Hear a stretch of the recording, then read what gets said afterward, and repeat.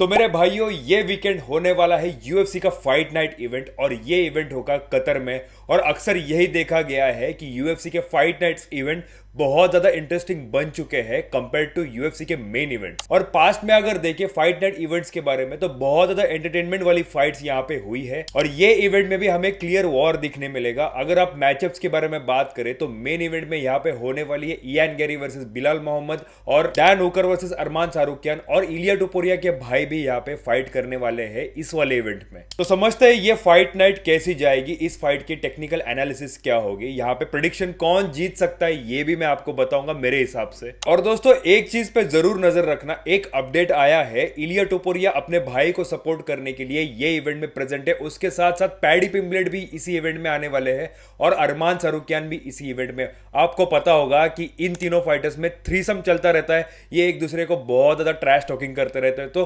बवाल होने के चांसेस बहुत ज्यादा है। खैर जो डिलोन डेलिस वाला बवाल हुआ था वो यूनाइटेड स्टेट्स में हुआ था। कतर के रूल्स काफी ज्यादा स्ट्रांग है तो यहाँ पे ऐसी चीजें होंगी कि नहीं हमें पता नहीं, बट इसके ऊपर नजर रखनी बड़ी जरूरी है। और दोस्तों ये इवेंट में यूएफसी के वुल्फ खामजा चिमाएव भी आने वाले हैं अपने परम मित्र को कॉर्नर देने के लिए, अरमान सारुकियान को, और इलिया टोपुरिया भी आने वाले हैं अपने भाई को कॉर्नर देने के लिए। तो यहाँ पे ये मैचअप्स बहुत ही जबरदस्त होने वाली है दोस्तों। सुपरस्टार जो फैन फेवरेट स्टार्स है वो इसी इवेंट में आने वाले हैं सब। और इयान गेरी का तो स्टेटमेंट आ चुका है, उसको फाइट करनी है इस्लाम माकाशेव के साथ। वो बड़े कॉन्फिडेंट दिख रहे हैं कि वो बिलाल मोहम्मद को हराएंगे और इस्लाम माकाशेव के साथ फाइट करेंगे। तो ये फाइट के ऊपर नजर रखनी बहुत जरूरी है। अगर बिलाल मोहम्मद के साथ इयान गेरी जीत जाते हैं तो उसका आउटकम क्या होगा, क्या इयान गेरी को यहाँ पे टाइटल शॉट मिलेगा। और उसके साथ साथ ये फाइट नाइट इवेंट का मैं आपको टाइमिंग्स बताऊंगा, कौन सी डेट को इंडिया में होगा, कहां पे आप देख सकते हो, ये सारी चीजों का डिटेल्स मैं आपको बता दूंगा। और ये इवेंट का मैं लाइव स्ट्रीमिंग भी करूंगा दोस्तों, आप सब भाइयों के लिए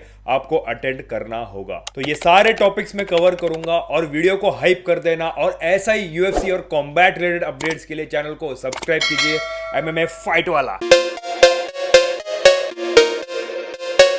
तो मेरे दोस्तों ये सैटरडे होने वाला है यूएफसी का फाइट नाइट इवेंट कतर में और इंडिया में आप देख सकते हो नवंबर 22 को, मतलब सैटरडे नाइट को 11:30 बजे से चालू हो जाएगा सोनी लिव पे। और अगर आपके पास सब्सक्रिप्शन नहीं होगा तो सब्सक्रिप्शन ले लो, बिकॉज ये इवेंट आप बिल्कुल मिस नहीं कर सकते। और ये इवेंट फ्री में कहाँ देखा जा सकता है, ये अक्सर सवाल बहुत ज्यादा रहता है। तो दोस्तों मुझे सच में नहीं पता कि ये इवेंट फ्री में कहाँ देखा जा सकता है, पर जैसे ही मुझे अपडेट आएगा तो मैं कमेंट सेक्शन में पिन कर दूंगा। तो टाइमिंग याद रखना दोस्तों, सैटरडे को रात को 11:30 बजे से ये चालू हो जाएगा इवेंट और इसका मैं लाइव स्ट्रीमिंग भी करूंगा। आप सब भाई प्लीज ज्वाइन कर लेना। और दोस्तों ये फाइट नाइट इवेंट को मैं इतना ज्यादा सिग्निफिकेंस क्यों दे रहा हूं, इतना ज्यादा इंपॉर्टेंस क्यों दे रहा हूं, अगर आप इन मैचअप्स को देखते तो आपको पता लग जाएगा। बिकॉज इस फाइट्स का आउटकम ये बताएगा कि लाइट वेट डिवीजन में यहाँ पे टाइटल शॉट किसको मिल सकता है और वेल्टर वेट डिवीजन में टाइटल शॉट किसको मिल सकता है। इसीलिए ये इवेंट बहुत ज्यादा इंपॉर्टेंट है दोस्तों, इतना ज्यादा सिग्निफिकेंस में ये वाले इवेंट को दे रहा हूं। आप अगर रैंकिंग्स के बारे में भी देखते हो, light weight division, welter weight division, ये दोनों के रैंकिंग्स देखिए आप,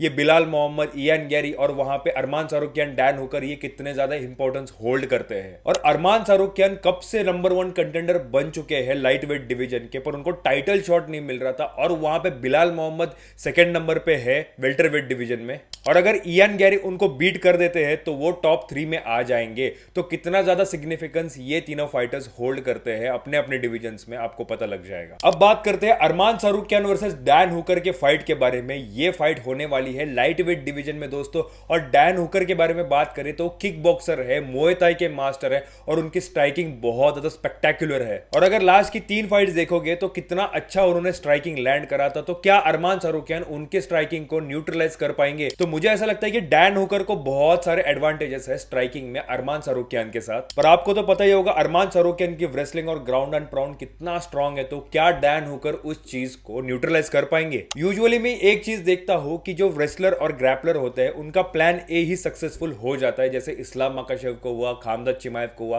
तो अरमान सारुकियान अपने प्लान ए पे अगर काम करते हैं, स्ट्राइकिंग के बजाय ग्राउंड एंड पाउंड में अगर डैन हुकर को एंगेज रखेंगे तो बहुत सारी दिक्कतें डैन हुकर को फेस होंगी। तो यहाँ पे कितनी भी डैन हुकर प्रैक्टिस कर ले, ट्रेनिंग कर ले, रेसलिंग को, टेकडाउन को, डिफेंस करने की, वो कुछ काम नहीं करेगा अरमान जैसे फाइटर का जिसका कोर ही रेसलिंग हो। और आप सच में नहीं कर पाओगे यार। बहुत सारे एग्जांपल्स है, खामजाद चिमाएव देखो आप, इस्लाम माकाशेव देखो, और पास्ट के जितने भी मैचेस देखो आप, ये चीज कहीं ना कहीं मुझे समझ में आ रही है कि स्ट्राइकर अगर रेसलर के साथ फाइट कर रहा हो, अगर वो ट्रेनिंग कैंप में डिफेंस की प्रैक्टिस करे तो वो वर्कआउट नहीं करती। सो डैन हुकर यहाँ पे कितना अरमान सारोकियान के रेसलिंग को न्यूट्रलाइज कर पाएंगे, ये भी एक सवाल है। और बात करें अरमान सारोकियान की तो स्पेक्टेकुलर उसका ग्राउंड गेम है दोस्तों, ग्राउंड एंड पाउंड में वो मास्टर है। और डैन हुकर अरमान सारोकियान के रेसलिंग को न्यूट्रलाइज कर पाएंगे। फर्स्ट राउंड से लास्ट राउंड तक अरमान सारोकियान टेकडाउन के लिए जाएंगे और 100% जाएंगे, ग्राउंड पे रखेंगे डैन हुकर को। क्या पता बीच में वो स्ट्राइकिंग भी लैंड करे, बट मुझे नहीं लगता कि वो स्टैंडिंग फाइट खेलेंगे। मेरे हिसाब से Arman Tsarukyan will go with the ground and pound. और ये मैं चीज इसीलिए कह रहा हूं कि अरमान सारोकियान टेकडाउन्स के लिए जाएंगे बिकॉज उनके ट्रेनिंग पार्टनर कौन है आपको पता लग जाएगा, Khamzat Chimaev. Khamzat Chimaev is not a Craig Jones, Khamzat Chimaev is top notch wrestler in UFC right now. उसके जैसा ग्राउंड एंड पाउंड किसी का नहीं, उसके जैसा टेकडाउन स्किल्स किसी का नहीं। और यहाँ पे खामजाद चिमाएव पूरे कैंप में अरमान सारोकियान को ट्रेन करे तो दोस्तों डेफिनेटली यहाँ पे प्लान उनका यही होगा। और आपको पता होगा जब खामजाद चिमाएव की ड्रिकस डुप्लेसिस के साथ फाइट हो रही थी तब अरमान सारोकियान डेडिकेटेडली उनके कैंप में थे, बिल्कुल वैसा ही खामजाद चिमाएव अरमान सारोकियान के कैंप में थे और यहाँ पे उनको कॉर्नर भी देने वाले। तो डेफिनेटली एक साइड से गाइडलाइन उनको मिल जाएगा, कैसे यहाँ पे फाइट करनी चाहिए, कैसे मूव्स को अटेम्प्ट करना चाहिए, सारी चीजों का गाइडेंस उनको कॉर्नर से मिलेगा खामजाद चिमाएव से। और ये अरमान सारोकियान बड़े बाप की सुधरी हुई औलाद, मुझे एक चीज समझ में नहीं आती, ये बर्गर खा के, ये केक खा के, इतना ज्यादा शुगर खा के, पिज्जा खा के ये इतना ज्यादा श्रेडेड कैसे रह पाता है। और वेट कट डाउन भी आराम से कर लेते हैं अरमान सारोकियान, ये चीज बड़ी शॉकिंग लगती है। और ये सवाल आपके भी दिमाग में आया होगा कि कैसे कर लेता है ये अरमान सारोकियान। तो यहाँ पे मुझे ऐसा लगता है कि वीडियो बनाने के चक्कर में ये सब चीजें करता है अरमान सारोकियान, रियलिटी कुछ और होगी। और एक चीज मुझे लगती है उसका एज बेनिफिट, अरमान सारोकियान सिर्फ 28 ईयर्स ओल्ड है दोस्तों, तो कहीं ना कहीं एज मैटर करता है। मैं हमेशा बोलता हूं कि फाइटर्स का एज बहुत ज्यादा मैटर करता है जब भी वो फाइट करते हैं, उनकी एजिलिटी के लिए, उनके फ्लेक्सिबिलिटी के लिए, फाइट आईक्यू के लिए, ये सारी चीजें बहुत ज्यादा इंपॉर्टेंस होल्ड करती है। बस अरमान सारोकियान को एक ही चीज कहना चाहते हो, साहब 1.5 साल के बाद आप फाइट कर रहे हो, बीच में आपको टाइटल शॉट मिला था, आप इंजोर हो गए नीना ड्रामा के चक्कर में, तो नीना ड्रामा से थोड़ा सा दूरी बना के रखो। तो डैन हुकर वर्सेस अरमान सारोकियान का आउटकम बड़ा ही क्लियर दिखता है दोस्तों। अरमान सारोकियान यहाँ पे जीत सकते हैं ये वाली फाइट वाया सबमिशन या फिर यूनानिमस डिसीजन से भी यहाँ पे वो जीत सकते हैं। और इस फाइट के बाद क्या होगा, क्या अरमान सारोकियान को इलिया टोपुरिया के साथ टाइटल शॉट मिलेगा? तो मेरे हिसाब से अरमान सारोकियान को टाइटल शॉट मिलना चाहिए। अगर वो ये फाइट जीत जाते हैं तो डेफिनेटली इलिया टोपुरिया के साथ उनको फाइट करना होगा। और ये चीज कहीं ना कहीं एक्सेप्ट करनी पड़ेगी, टॉप 1 कंटेंडर अरमान सारोकियान ही है। और यहाँ पे ये फाइट भी अगर वो जीत जाते हैं तो वो वेल डिजर्व्ड चैलेंजर होंगे टाइटल शॉट के लिए लाइट वेट के अगेंस्ट इलिया टोपुरिया। अब बात करते हैं सेकंड फाइट के बारे में, Belal Muhammad versus Ian Garry. और ये फाइट को मैं गेम चेंजर मानता हूं वेल्टर वेट डिवीजन में। ये चीज मैं इसीलिए कह रहा हूं बिकॉज इस फाइट का जो आउटकम आएगा उसको यहाँ पे टाइटल शॉट मिलने के चांसेस ज्यादा है वेल्टरवेट डिवीजन में। तो इस फाइट के ऊपर नजर रखनी बहुत जरूरी है। और इयान गैरी के रिकॉर्ड्स के बारे में बात करें तो 16 विंस और 1 लॉसेस का उनका रिकॉर्ड है दोस्तों, काफी ज्यादा स्पेक्टेकुलर उनका रिकॉर्ड दिखता है।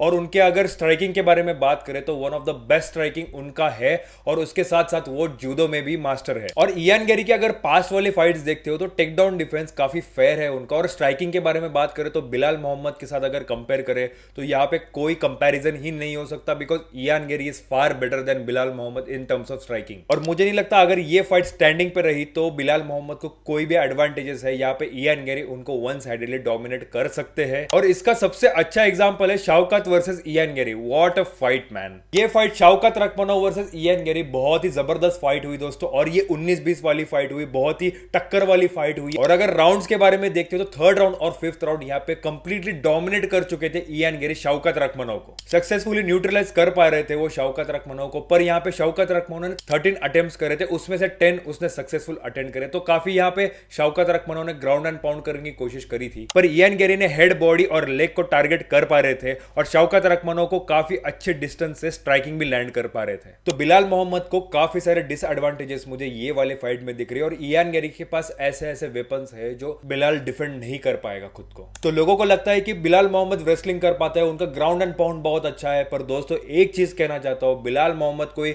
खामदा चिमाएव या फिर इस्लाम माकाशेव वाले लेवल का फाइटर नहीं है, उनके लेवल का रेसलर नहीं है कि 5 के 5 राउंड वो टेक डाउन करे दोस्तों। यहाँ पे वो गैस आउट हो जाते हैं। आप मैचेस देखो बिलाल मोहम्मद की, गैस आउट हो जाते वो। पर स्ट्राइकिंग तो आप सबको पता ही होगा कैसी है बिलाल मोहम्मद की। इयान गैरी की स्ट्राइकिंग कैसी है, तो क्या बिलाल मोहम्मद स्ट्राइकिंग पे टिक पाएंगे इयान गैरी के सामने? मुझे तो लगता है बिल्कुल नहीं। तो बिलाल मोहम्मद यहाँ पे कैसे जीतने के चांसेस ज्यादा है, कैसे वो जीत पाएंगे ये वाली फाइट? तो दोस्तों अगर Belal Muhammad ground and pound में एंगेज करे, रेसलिंग में एंगेज करे और अपने गैस टैंक को अच्छा रखे, तो डेफिनेटली यहाँ पे 100% चांसेस है बिलाल मोहम्मद को जीतने के। पर अगर वो इयान गैरी को टेक डाउन करके ग्राउंड एंड पाउंड में एंगेज नहीं कर पाए दोस्तों, तो डेफिनेटली यहाँ पे कोई चांस नहीं है बिलाल मोहम्मद का ये वाली फाइट जीतने का। तो मेरा प्रेडिक्शन बड़ा क्लियर है दोस्तों, इयान गैरी यहाँ पे बाय यूनानिमस डिसीजन जीत सकते हैं अगेंस्ट बिलाल मोहम्मद। आपका भी प्रेडिक्शन मुझे कमेंट सेक्शन में जरूर बता देना। और जितनी फाइट्स केज के अंदर देखने में मजा आता है दोस्तों, उतनी ज्यादा फाइट्स केज के बाहर जो होती है उसको देखने में मजा आता है। एक चीज यहाँ पे नोटिस करो, पैडी पिम्बलेट ये वाले इवेंट में आने वाला है।